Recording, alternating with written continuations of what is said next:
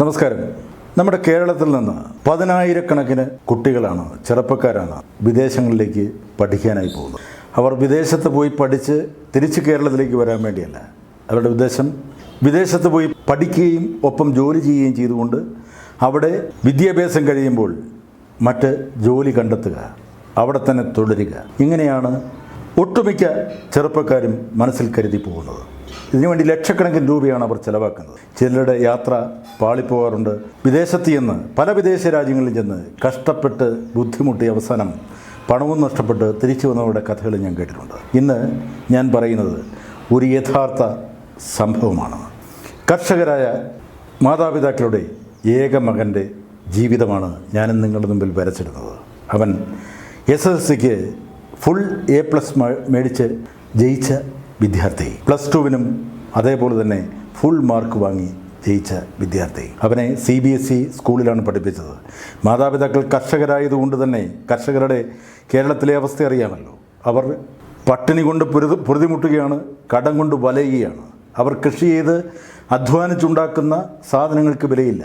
വയലുകളിൽ നിന്നും കൊയ്തെടുക്കുന്ന നെല്ല് ശേഖരിച്ച് പോയാൽ 6 മാസം കഴിഞ്ഞാലും അവർക്ക് പണം കിട്ടുന്നില്ല. ചിലർ ആത്മഹത്യ ചെയ്യും. അങ്ങനെയുള്ള കർഷക ദമ്പതികളുടെ ഈ ഏകമകൻ CBSE സ്കൂളിൽ പഠിക്കുമ്പോൾ അവിടുത്തെ വലിയ ഫീസും കൊടുത്ത്, അവിടുത്തെ യൂണിഫോമും കൊടുത്ത്, അവിടുത്തെ മറ്റ് ചിലവുകളെല്ലാം വഹിച്ച് ആ മാതാപിതാക്കൾ അവനെ ഒരു നിലയിലെത്തിക്കാൻ വേണ്ടി പഠിപ്പിക്കുകയാണ്. +2 കഴിഞ്ഞപ്പോൾ അവൻ ആഗ്രഹം MBBSന് പോകണമെന്നായിരുന്നു. എൻട്രൻസ് എഴുതി ഹൈ മാർക്ക് കിട്ടി, സൗജന്യമായി അഡ്മിഷൻ കിട്ടുമെന്ന് ഉറപ്പൊന്നുമില്ല. പിന്നെ സ്വകാര്യ മെഡിക്കൽ കോളേജുകളിൽ ലക്ഷക്കണക്കിന് രൂപ കൊടുത്ത് പഠിക്കാനും മാർഗമില്ല. പലരും പല കോഴ്സുകൾക്കും പോകാൻ ഉപദേശിച്ചു. ചിലർ ഡിഗ്രിക്ക് പോകാൻ ഉദ്ദേശിച്ചു. വെറുതെ ഒരു ഡിഗ്രി എടുത്തിട്ട് എന്ത് ചെയ്യാനാണ് എന്ന് അവൻ ചോദിക്കുന്നതിന് അവർക്ക് മറുപടി ഉണ്ടായില്ല. ചിലർ പറഞ്ഞു, നീ നഴ്സിംഗ് പഠിക്കുക, മെയിൽ നഴ്സായി പോയാൽ വിദേശത്ത് പോയി കാശ് വാരാം. അവൻ പറഞ്ഞു, എനിക്ക് ആ പ്രൊഫഷനോട് താല്പര്യമില്ല. ശരിയാണല്ലോ, നമ്മൾക്ക് ഇഷ്ടമില്ലാത്ത കാര്യങ്ങൾ പഠിച്ച് ഇഷ്ടമില്ലാത്ത തൊഴിൽ ചെയ്യേണ്ടി വരുന്നതാണ് ജീവിതത്തിലെ ഏറ്റവും വലിയ ഗതികേട്. ആ ചെറുപ്പക്കാരന് അതിലും വ്യക്തമായ ധാരണ ഉണ്ടായിരുന്നു. അവൻ്റെ ഒരു സുഹൃത്ത് മുഖേന വിദേശത്ത് പോയി പഠിക്കുന്നതിനെക്കുറിച്ച് ആലോചിച്ചു. അങ്ങനെ കാനഡയിൽ പോയി പഠിക്കാം എന്ന് തീരുമാനിക്കുന്നു. പക്ഷേ അതിന് ലക്ഷക്കണക്കിന് രൂപ വേണം. തുടക്കത്തിൽ തന്നെ 10-25 ലക്ഷം രൂപ വേണ്ടി വരും. മാതാപിതാക്കളുടെ പണമില്ല. മാതാപിതാക്കൾ പറഞ്ഞു, നിൻ്റെ ആഗ്രഹം അതാണോ? അതെ. മാതാപിതാക്കൾ ഒരു കാര്യം തീരുമാനിച്ചു. ആകെയുള്ള 5 സെൻറ്റ് സ്ഥലവും വീടും വിൽക്കുക. അത് വിറ്റാൽ ഒരു 30 ലക്ഷം രൂപയെങ്കിലും കിട്ടും. അവനുള്ള തുക കൊടുത്തതിന് ശേഷം ബാക്കി പണം ഏതെങ്കിലും ബാങ്കിൽ നിക്ഷേപിച്ചുകൊണ്ട് അതിൻ്റെ ചെറിയ പലിശ കൊണ്ട് ജീവിക്കുക, ബാക്കി ആരോഗ്യമുള്ളിടത്തോളം കാലം പണിയെടുക്കുക എന്ന് തീരുമാനിക്കുന്നു. അപ്പോഴാണ് ഈ മാതാപിതാക്കളുടെ ബന്ധുക്കളും സുഹൃത്തുക്കളും ഒക്കെ ഒത്തുകൂടി. അവർ പറഞ്ഞു, നിങ്ങൾ കാണിക്കുന്നത് മണ്ടത്തരമാണ്. അവനെ കാനഡയിലേക്ക് അയച്ച് അങ്ങനെ പഠിപ്പിച്ച് അവൻ്റെ കാര്യം തേടി അങ്ങ് പോവും. നിങ്ങൾ അവസാനം അനാഥരായി പോകും. അനാഥശാലയിൽ പോലും ഇപ്പോൾ അഡ്മിഷൻ കിട്ടില്ല. അവിടെയും പണം കൊടുക്കണം. അല്ലെങ്കിൽ സൗജന്യമായി നോക്കുന്ന സ്ഥലങ്ങളിൽ ചെന്നാൽ ഒരു നേരം ആഹാരം കിട്ടും, വൃത്തി ഉണ്ടാവില്ല, നിങ്ങളുടെ ജീവിതം നരകതുല്യമായി പോകുമെന്നൊക്കെ പറഞ്ഞപ്പോൾ ഇവർ പറഞ്ഞു, ഞങ്ങൾ നരകയാതന അനുഭവിക്കാൻ തയ്യാറാണ്. പക്ഷേ ഞങ്ങളുടെ മകൻ, ഏകമകൻ, അവൻ രക്ഷപ്പെടുമല്ലോ, അവൻ പോട്ടെ എന്ന് പറഞ്ഞ് ഇവർ ഈ വീട് വിറ്റു.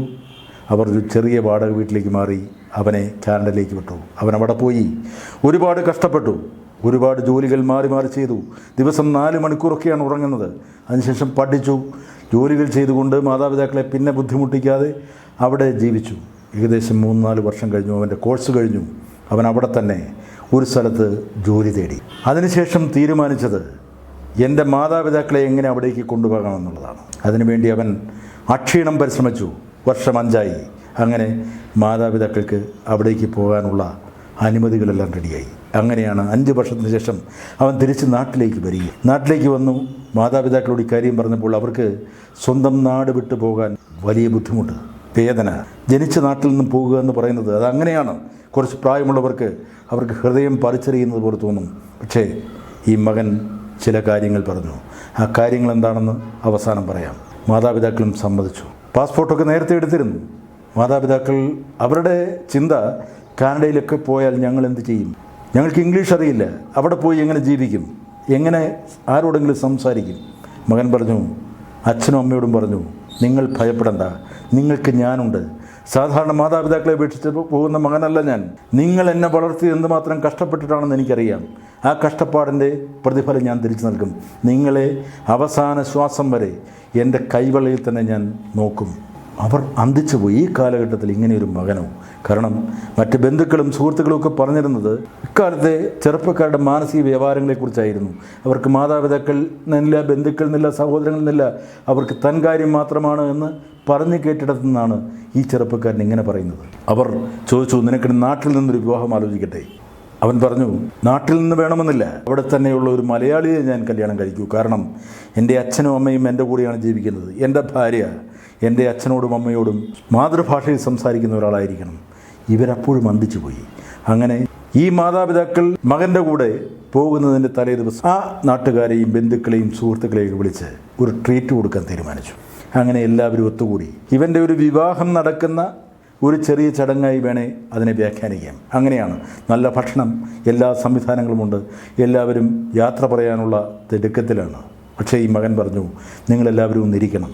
ഭക്ഷണത്തിലേക്ക് കിടക്കുന്നതിന് മുമ്പ് എനിക്ക് ചെറിയ ചില വാക്കുകൾ പറയാനുണ്ട്. എല്ലാവരും ആകാംക്ഷാഭരിതരായി. ഇവൻ എന്താണ് പറയുന്നത്? ഇവൻ പറഞ്ഞു, പ്രിയപ്പെട്ട മാതാപിതാക്കളെ, പ്രിയപ്പെട്ട സഹോദരങ്ങളെ, നാട്ടുകാരെ, നിങ്ങളെല്ലാവരും ഞാൻ കാനഡയിലേക്ക് പോകുന്നു, വിദേശത്ത് പഠിക്കാൻ പോകുന്നു എന്ന് പറഞ്ഞപ്പോൾ നിങ്ങളെല്ലാവരും എൻ്റെ മാതാപിതാക്കളോട് പറഞ്ഞ കാര്യം എനിക്കറിയാമായിരുന്നു. ഞാൻ എൻ്റെ കാര്യം തേടി പോകും, എൻ്റെ മാതാപിതാക്കൾ അനാഥരാകും എന്നെല്ലാം നിങ്ങൾ പറഞ്ഞു. ശരിയാണ്, നാട്ടിലിപ്പോൾ നടക്കുന്നത് അങ്ങനെയാണ്. പല സ്ഥലങ്ങളിലും അനാഥരായ വൃദ്ധ മാതാപിതാക്കൾ വേദന അനുഭവിക്കുകയാണ്. ഇതെനിക്കും അറിയാം. പക്ഷേ എൻ്റെ മനസ്സിലൊരു കാഴ്ചപ്പാടുണ്ടായിരുന്നു. എന്നെ കഷ്ടപ്പെട്ട് വളർത്തിയ എൻ്റെ മാതാപിതാക്കളെ ഒരിക്കലും ഉപേക്ഷിക്കില്ല എന്ന് ഞാൻ മനസ്സിൽ കരുതിയിരുന്നു. അതാരുടെയും പ്രേരണ കൊണ്ടല്ല, അതെൻ്റെ മനസ്സിൽ തോന്നിയ തീരുമാനമാണ്. അതുകൊണ്ടാണ് ഞാൻ ഇവരുമായി കാനഡയിലേക്ക് പോകുന്നത്. പിന്നെ അവർ വരുന്നില്ല എന്ന് പറഞ്ഞപ്പോൾ അവരെ കാനഡയിലേക്ക് കൊണ്ടുപോകാൻ അവരെ സമ്മതിപ്പിച്ചതെന്ന് നിങ്ങൾക്കറിയാമോ? എല്ലാവരും ആകാംക്ഷയോട് നോക്കി, ഇവൻ എന്തായിരിക്കും അവരോട് പറഞ്ഞിട്ടുണ്ടാവുക. ഇവൻ പറഞ്ഞു, ഞാൻ കാനഡയിൽ ജീവിക്കുമ്പോൾ ഓരോ ദിവസവും കേരളത്തെക്കുറിച്ച് അന്വേഷിച്ചുകൊണ്ടാണ് ഇരുന്നത്. സ്വന്തം നാടിനെക്കുറിച്ച്. അത് മാതാപിതാക്കളെ പോലെ തന്നെയാണ്. മാതൃഭാഷയോടും സ്വന്തം മണ്ണിനോടും നമുക്കുണ്ടാകുന്ന കൂറ്, സ്നേഹം, അത് ജന്മം കൊണ്ടുണ്ടാകുന്നതാണ്. അങ്ങനെ കേരളത്തെക്കുറിച്ച് എനിക്കുമുണ്ട് സ്നേഹം, എനിക്കുമുണ്ടായിരുന്നു സ്നേഹം. അങ്ങനെ ഞാൻ ദിവസവും മലയാള പത്രങ്ങൾ ഓൺലൈൻ വായിക്കുമായിരുന്നു, സോഷ്യൽ മീഡിയ പരതുമായിരുന്നു കേരളത്തെക്കുറിച്ച് അറിയാൻ. അങ്ങനെ ഞാൻ മനസ്സിലാക്കിയ ഒരു സത്യമുണ്ട്. ഇവിടെ എൻ്റെ വൃദ്ധരായ മാതാപിതാക്കൾ, ഈ ഇരിക്കുന്ന നിങ്ങൾ ഓരോരുത്തരും, ഞാനും എനിക്ക് നാളെ പിറക്കാൻ പോകുന്ന മകനും മക്കളും, അവരെല്ലാം ഇന്നത്തെ അവസ്ഥയിൽ 1.5 ലക്ഷം രൂപയെങ്കിലും കടക്കാരാണ്. ഒരു തലയ്ക്ക് 1.5 ലക്ഷം രൂപ കടം. എല്ലാവരും അത്ഭുതത്തോട് നോക്കി. കടമോ? അതെ, കേരളം ഇന്ന് 4.5 ലക്ഷം കോടിയിലധികം രൂപ കടത്തിലാണ്. 3.5 കോടി ജനങ്ങളുള്ള ഇവിടെ ഓരോരുത്തരും കടബാധ്യത പേരുന്നവരാണ്. ഞാനും എൻ്റെ മാതാപിതാക്കളും എന്തിന് ചെയ്യാത്ത തെറ്റിന് ശിക്ഷ അനുഭവിക്കണം? ഈ കേരളത്തിൽ ജീവിച്ചുകൊണ്ട് ഈ കടബാധ്യതയുടെ ഭാരം പേറാൻ ഞങ്ങൾ തയ്യാറല്ല. ഞാനിവിടെ ജീവിച്ചാൽ, ഇവിടെ ഒരു വാഹനം മേടിച്ചാൽ പെട്രോൾ അടിക്കുമ്പോൾ, ഡീസൽ അടിക്കുമ്പോൾ 2 രൂപ കൂടുതൽ കൊടുക്കണം. നികുതികളെല്ലാം കുത്തനെ കൂട്ടിയിരിക്കുന്നു. നിത്യോപയോഗ സാധനങ്ങൾക്ക് വില കൂടിയിരിക്കുന്നു. ടാക്സ് കൂട്ടിയിരിക്കുന്നു. എന്തിന്? ഇവിടെ പിടിച്ചു നിൽക്കാൻ. സർക്കാർ ഉദ്യോഗസ്ഥർക്ക് ശമ്പളം കൊടുക്കാനും പെൻഷൻ കൊടുക്കാനും സർക്കാരുകൾ സാധാരണക്കാരെയും പിടിച്ചു പറിക്കുകയാണ്. 1600 രൂപ ഒരു മനുഷ്യന് കിട്ടിയാൽ അവൻ എങ്ങനെയാണ് ഒരു മാസം കഴിഞ്ഞു പോവുക? അതും കൃത്യമായി കൊടുക്കുന്നുണ്ടോ? ഇല്ല. വിദേശ രാജ്യങ്ങളിലൊക്കെ സോഷ്യൽ സെക്യൂരിറ്റി എന്ന് പറഞ്ഞ് ഒരു നല്ല തുകയാണ് 60 വയസ്സ് കഴിഞ്ഞാൽ കൊടുക്കുന്നത്. വൃദ്ധ മാതാപിതാക്കൾക്ക് വിദേശ രാജ്യങ്ങളിൽ മക്കളൊക്കെ അവരുടെ കാര്യം തേടി പോകും എന്ന് പറയും. പക്ഷേ സർക്കാരുണ്ട് അവരെ സംരക്ഷിക്കാൻ. ഈ കേരളത്തിൽ ജീവിച്ചാൽ ഏത് സർക്കാരാണ് നമ്മളെ സംരക്ഷിക്കുക?